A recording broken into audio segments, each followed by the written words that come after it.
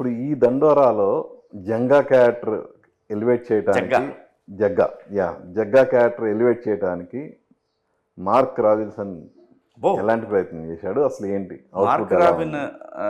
అతను అసలు అంతకుముందు చేసిన సినిమాలు తెలుసు కదా మీకు. మ్మ్. మంచి మంచి సినిమాలు చేశాడు. అసలు సాంగ్స్ మీకు తెలుసు ఎంత బాగున్నాయో, మీరు విన్నారు. యాక్చువల్గా నేను ఈరోజు విన్నా, దండోరాలో 2 సాంగ్స్ విన్నాను. మళ్ళీ ఇప్పుడు వెళ్తా కూడా మీరు అదే వింటారు నాకు తెలుసు.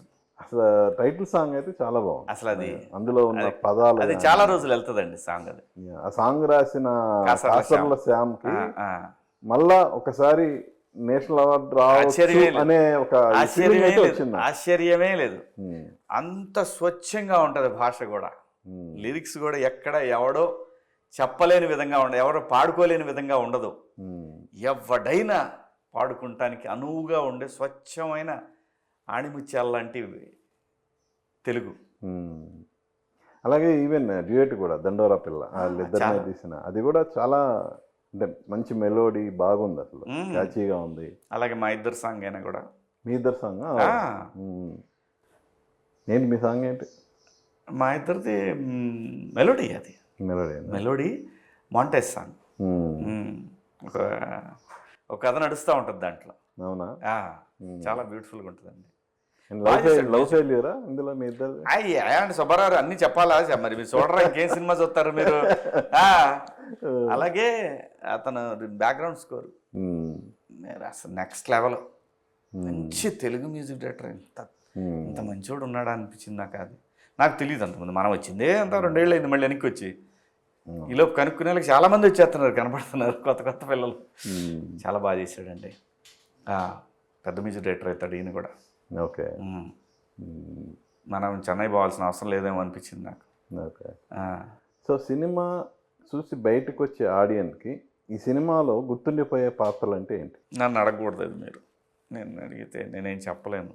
నాదేం చెబితేనేమో డబ్బా కొట్టుకున్నాడు అంటారు. మీది పక్కన పెట్టండి. ఈ 6 పాత్రలు, నాది కాకుండా ఈ 6 పాత్రలు ఖచ్చితంగా గుర్తుంటాయి. నా పాత్ర వచ్చేసరికి కొంచెం మాట్లాడుకుంటారు బయటకు వచ్చిన.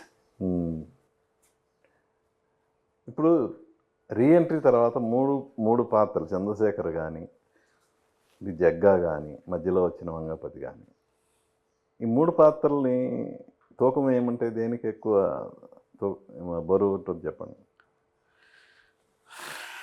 మంగపతిది కొంచెం మాస్ క్యారెక్టర్ కదా. ఇది రిలీజ్ అయినా కానీ దీన్ని ఇది పెద్దది అది పెద్ద తెలుస్తుంది. ఇది రిలీజ్ అవ్వాలా. మంగపతి అనేది ఒక మాస్ ఎలివేషన్, అది రూటెడ్ మాస్, ఓవర్ మాస్. ఇది చూడాలి ఎలా ఉంటుందో, అది మీరే చెప్పాలి నాకు. అప్పుడు అది ఎందుకు కోర్టు లాంటి ఒక సక్సెస్ఫుల్ ఫిలిం వచ్చిన తర్వాత మళ్ళా దండోరా ఎంత గ్యాప్ ఎందుకు వచ్చింది ఇన్ని నెలలు? అలా ఏం లేదండి. యాక్చువల్గా దండోరానే ముందు నేను విన్న కథ ముందు. దండోరా కథనే నేను విన్నాను. ఇది ప్రొడక్షన్ స్టార్ట్ అవ్వడానికి డిలే అయింది. ఆ తర్వాత చేశానండి. ఒక 5 సినిమాలు జరుగుతున్నాయి మనకి. ఈ నెలతో అన్నీ అయిపోతాయి. Fresh account. ఒక అఖిల్ బాబు సినిమాను, అలాగే మన కూర్మనాయక్ తప్ప, కూర్మనాయక్ కొంచెం టైం పడుతుంది. అది మేకింగ్కే దానికి ఎంత గ్రాఫిక్స్ గందరగోళం ఉంది, టైం పడుతుంది. కానీ మిగతా అన్నీ నేను ఒక 4 సినిమాలు రెడీ అయినాయి. అది రిలీజ్ పండగ వెళ్ళిన తర్వాత. కాదు ఏంది ఆ సినిమా పర్టికులర్గా శివాజీ ప్రొడక్షన్స్, అంటే శ్రీ శివాజీ ప్రొడక్షన్సా? అవునండి. దాని మీద తీయాలి అనుకోవడానికి ఏంటి రీజన్ ఏమన్నా ఉందా? అంటే మళ్ళీ బ్యానర్ని నాకు ఉంది కదా, అది ఫస్ట్ నుంచి ఉంది. ఇంతకుముందు సినిమాలు తీసావు. అవును. అంటే మళ్ళా సినిమాలు తీయాలి అనే ఒక దృఢమైన సంకల్పం నీలో ఇష్టం అండి. మేకింగ్ నాకు ఇష్టం అండి. బట్ అప్పట్లో సినిమాలు తీయటం అనేది, ఇప్పట్లో సినిమాలు తీయటం అనేది మధ్య ఆ డిఫరెన్స్ ఏమన్నా ఫీల్ అయ్యా? ఏం లేదండి, అస్సలు ఏం లేదు. కొంచెం రేట్లు అయి మారినాయి తప్ప నాకు తెలిసి అయితే పెద్దగా ఏం మార్పు ఏం లేదు. టెక్నాలజీ మారింది కొంత, దానివల్ల ఈజీ అయింది కొన్ని. ఇక్కడ ప్రొడ్యూసర్ బాధ్యతని